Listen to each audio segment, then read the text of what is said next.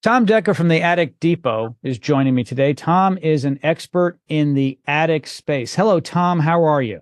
Doing great. Hey, I've got a question for you. How does the thermostat work on your 25, 30, and 70-watt solar attic fans?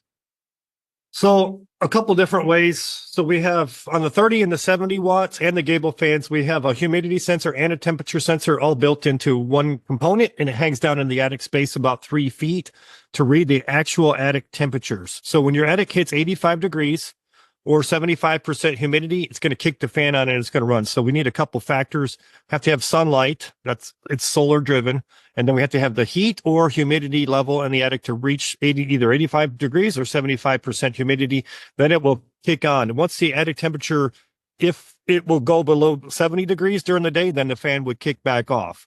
Generally, could happen like maybe in the early spring or fall, but generally, once it comes on during the day, it's pretty much going to run all day because it's going to be that hot or hotter in the attic space. The goal is to keep your attic temperature within 10 to 15 degrees of the outside ambient temperature. So say it was 90 degrees outside, we want the attic temperature to be between 100 and 105 degrees. That's the kind of the spec or the tolerance that we shoot for.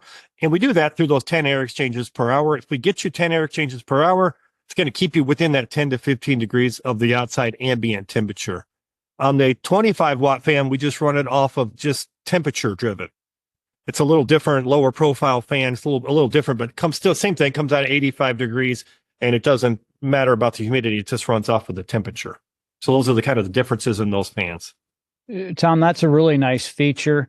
That way, it's not running unnecessarily. It's running when it needs to pull that excessive heat out of the attic.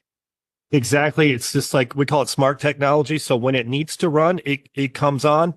The reason we like the attic ventilation with the solar and temperature driven is like if we have passive airflow, say you have a ton of passive airflow and somehow you could get 10 air exchanges per hour with that.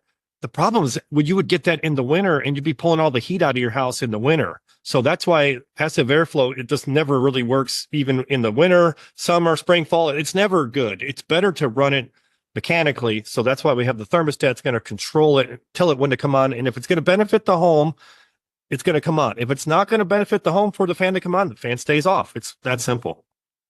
Tom, thank you so much for joining me today. Really appreciate it. Thank you.